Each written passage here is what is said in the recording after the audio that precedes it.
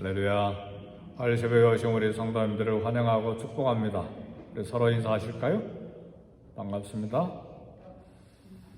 네, 우리 김과사님 멀리 여행 갔다가 잘 돌아오셔서 감사합니다. 삶의 원리가 있는데 살아가는 방식, 삶의 태도라고 말할 수 있습니다. 이 땅에 살아가는 동안에 우리 삶의 원리가, 삶의 태도가 늘 예수님을 닮고 예수님을 따라가는 삶의 원리, 삶의 태도가 될 수 있기를 주의 이름으로 축복합니다. 그것이 처음에는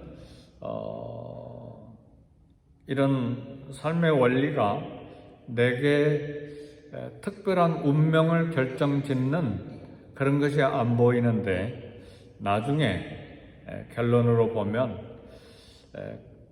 주님을 따라가는 삶의 원리에 헌신한 사람과 그러지 못한 사람과의 삶의 결론은 끝이 굉장히 달라요.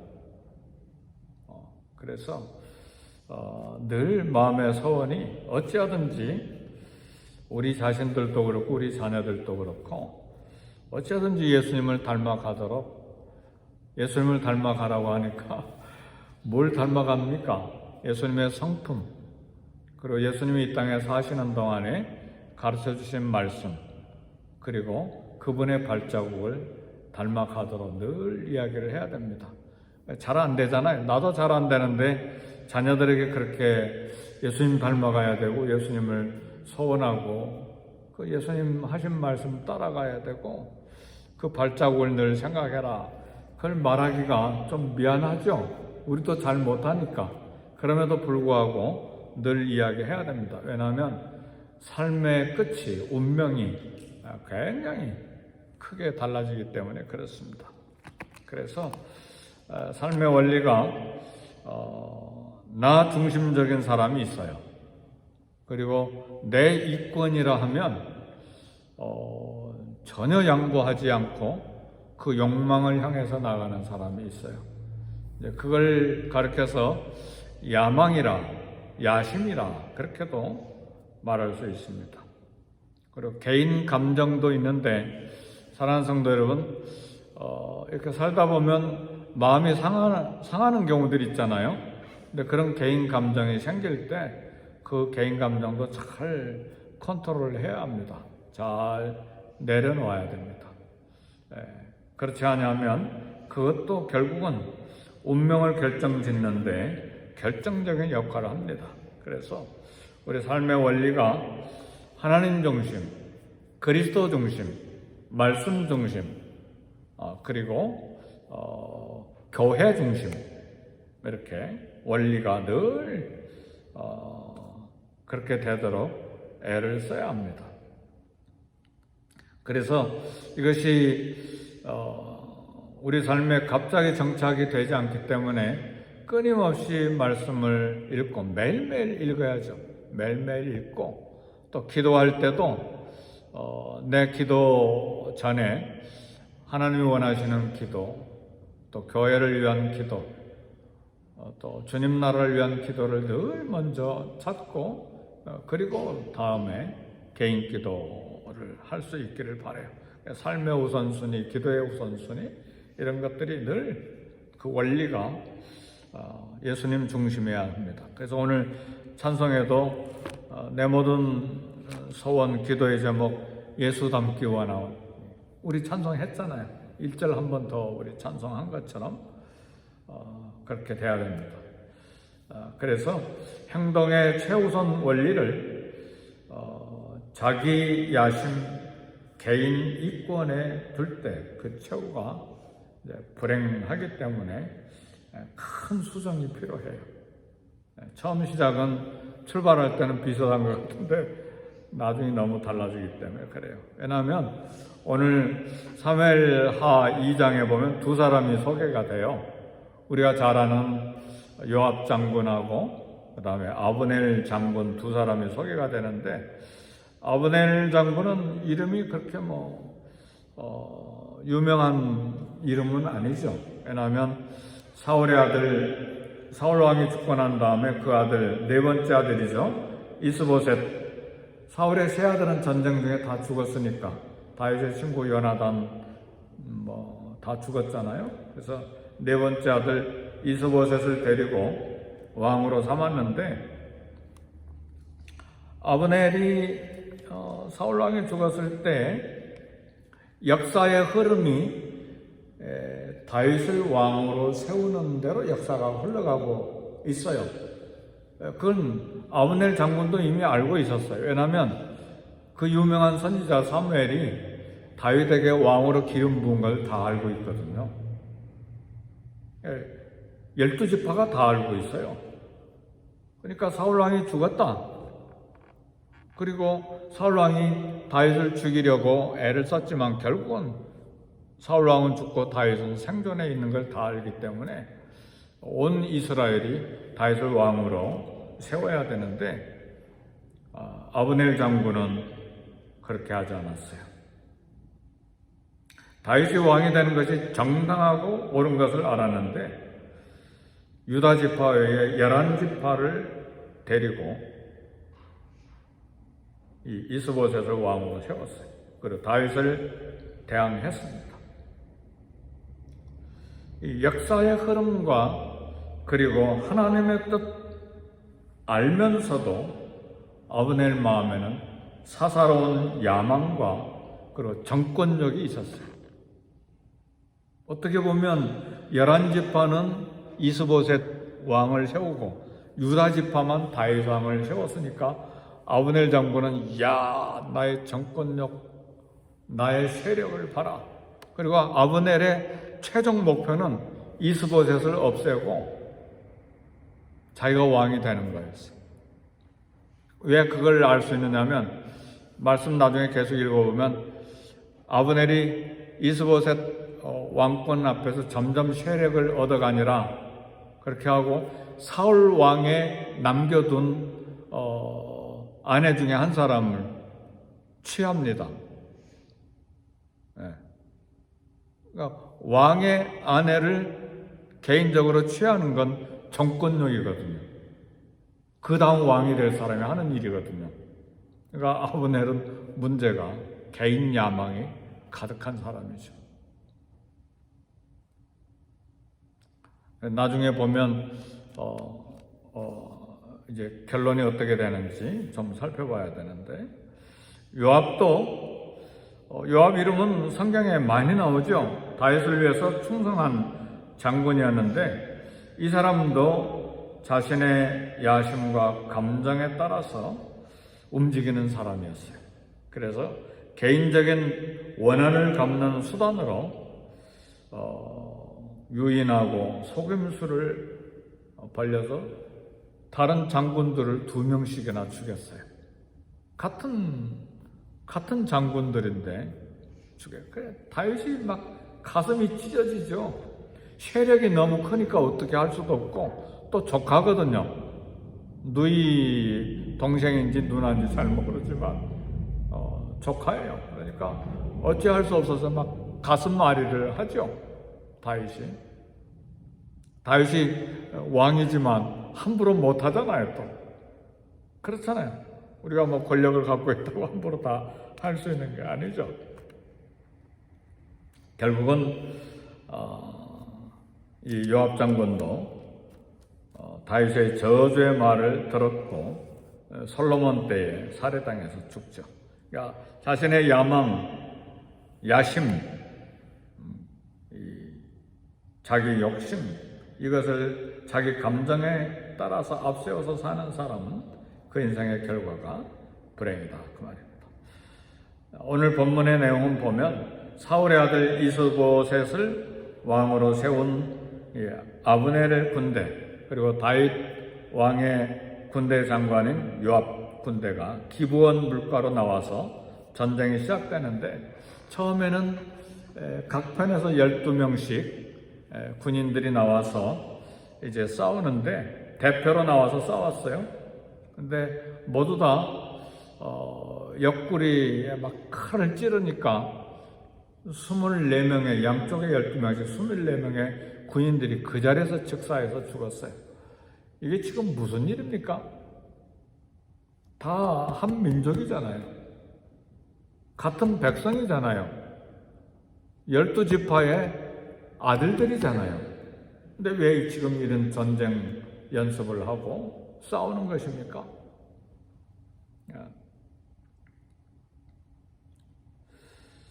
결국은 그날 이 24명의 젊은 군인들이 죽으니까 막 피를 보니까 양쪽 군대가 막 눈이 빨개지는 거죠. 그래서 심각하게 싸워서 다윗 쪽 군사가 19명이 더 죽고 19명이 죽었고 다 포함해서 그 다음에 요압 장군의 동생 아사엘 장군이 죽고 사울 쪽에 이스보셋 쪽에 아브넬 군사는 360명이 죽습니다. 참 고통스러운 장군이죠. 그런데 요압 장군의 동생 아사엘 장군이 죽는데 이스보셋 쪽에 아브넬 장군을 추격하다가 결국은 창에 찔려서 죽임을 당하죠. 그러니까 요압은 자기 동생 아사엘 장군이 죽으니까 마음속에 원한을 품은 거예요. 결국은 원한을 품고 교활한 방법으로 아브넬 장군을 죽이죠. 그래서 다윗이 까닭 없이 아브넬 장군을 죽인 요압을 저주하죠. 그래서 아브넬은 요압은 요압대로, 아브넬은 아브넬대로 사사로운 야심, 정권력으로 행동을 결정했던 사람들이에요. 그래서 아브넬은 이스보셋을 왕으로 세우다가 결국은 나중에 요압에게 죽임을 당하고 요압은 또 그렇게 정권력과 야심과 개인 감정으로 살다가 솔로몬 시대에 다른 장군에게 죽임을 당합니다. 사랑하는 성도 여러분, 이건 오늘 본문과 함께 전쟁이 지금 시작되면서 양쪽 군대가 전쟁이 시작되면서 왜 이렇게 같은 민족이 죽어야 되느냐, 그리고 한 왕을 세워야 되는데 왜 개인 정권력과 감정 때문에 다른 지파들을 모아서 이렇게 한 왕을 또 세워야 되느냐, 이런 첫 시작이 문제가 결국은 돼서 양쪽 장군들이 다 죽고 같은 민족끼리 싸워 전쟁하는 그런 비극이 일어나는데, 오늘 이 땅을 살아가는 우리의 삶의 원리를 오늘 교훈을 받기를 원해요. 사랑하는 성도 여러분, 어찌하든지 우리 개인 가정생활도 그렇고 사회생활도 그렇고 교회 봉사하는 일도 다, 모든 것이 다 중요한데 이 일에 너무 마음을 빼앗기지 않기를 바라요. 일에 대한 욕심, 성공, 성취에 대한 욕심, 너무 마음 빼앗기지 않기를 바라요. 우리 사역하다가도요, 주님 섬기는 일, 봉사하다가도요, 그 봉사, 사역, 일이 목표 자체가 되어버리면 다퉈요. 그리고 사람을 밟게 돼 있어요. 아무리 좋은 일이라도 마찬가지예요. 예를 들면 우리 전도와 선교도 역시 마찬가지예요. 그 자체로만 목적을 가져버리면, 그것에 성공의 목표를 걸어버리면 사람을 힘들게 만들 수가 있어요. 그러니까 우리는 항상 그리스도가 목표여야 합니다. 예수님이 목표가 돼야 돼요. 믿으십니까? 중요한 이야기예요. 왜냐하면 우리 마음속에 거룩한 일이라도 집착이 있거든. 집착. 내 일 집착. 이건 내 영역이야. 누구도 손 못 대. 간섭하지 마. 내 성공을 위해서 내가 달려갈 거야. 이건 하나님을 위한 일이야. 그런데 사람이 무너진다 그 말이죠. 사람이 상처받는다 그 말이죠. 그러니까 늘 그리스도가 중심이 돼야 돼요. 믿으십니까? 이건 하루아침에 나온 설교가 아닙니다. 긴 삶을 살고 선교지에서 10수년간 그리고 목회하는 과정 속에서 다 보호한 것들이에요. 선교지에서도 거룩하게 사역하잖아요. 근데 왜 선교사님들끼리 심각하게 긴장이 일어나나요? 선교지에서 왜 그래야 되죠? 그리고 원수가 되기도 하고 왜 그렇죠?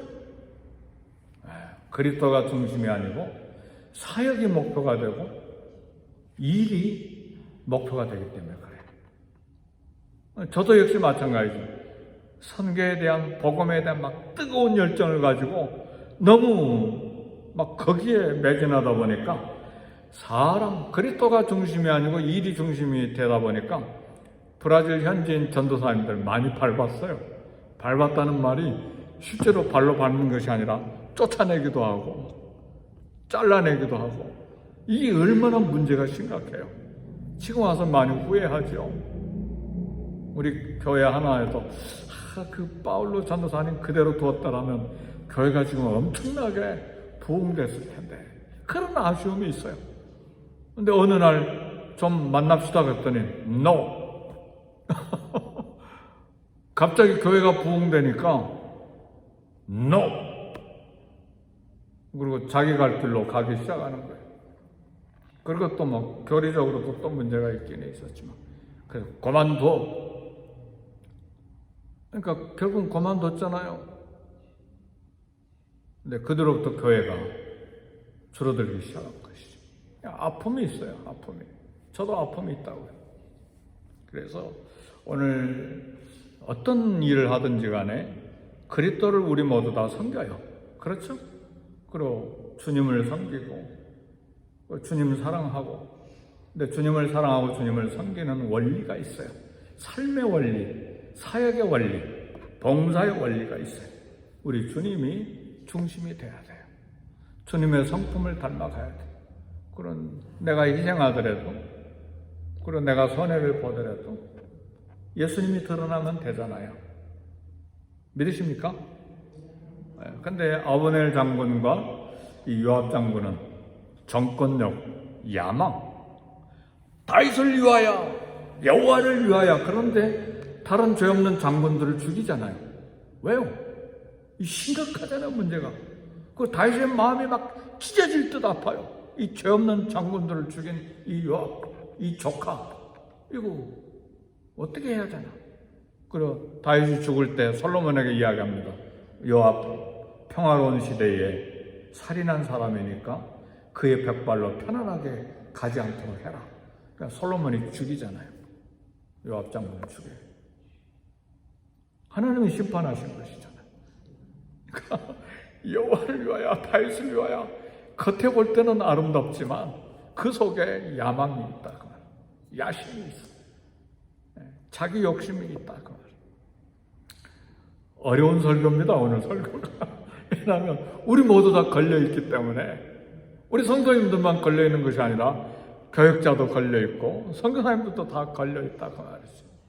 그러니까 평생 나를 점검해야 돼. 말씀으로 점검하고 그리스도가 지난주에 설교한 것처럼 그리스도의 냄새를 나타내고 그리스도의 향기가 나오는 건 하루아침에 그런 성품과 인격이 형성되는 것이 아니잖아요.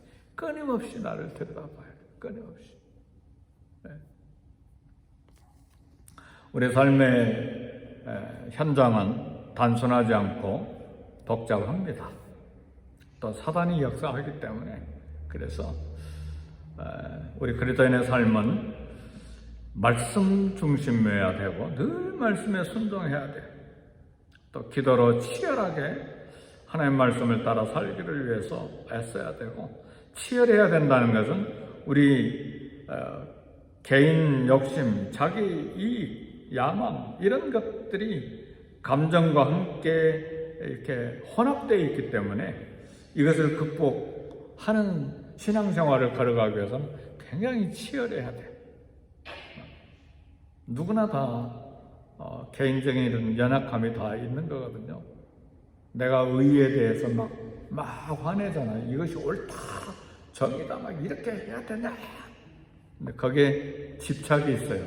어제도 우리 장로님 한 분과 만나서 대화하는 중에 집착이 있는 것 같아요. 집착을 내려놓는 게 얼마나 중요한지 모르겠어요. 그런 말씀을 들어요. 난 100% 찬성했어요.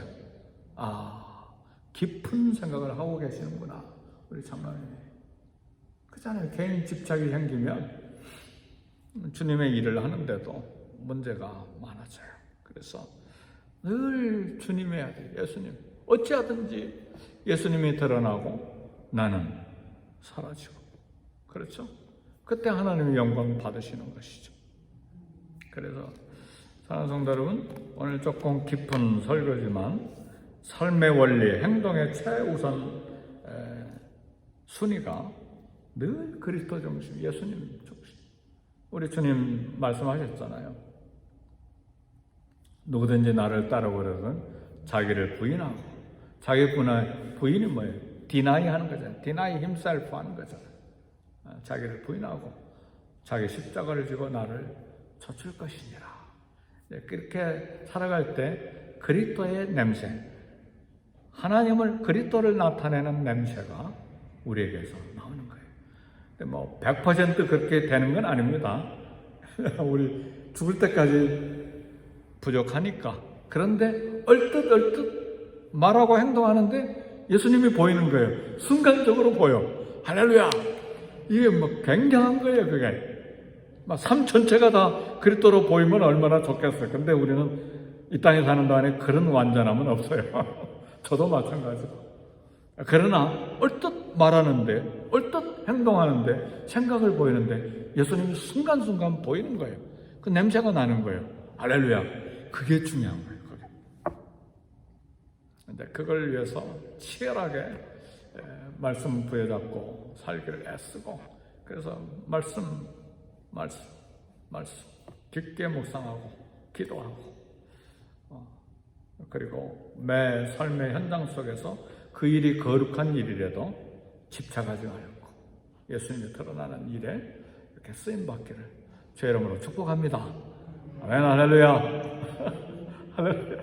감사합니다. 우리 기도하십시다. 말씀 생각하시면서 기도하시고, 먼저 교회를 위해서, 교역자들을 위해서, 그리고 선교지를 위해서 기도하시고, 우리 개인 기도 하실 수 있기를 바랍니다.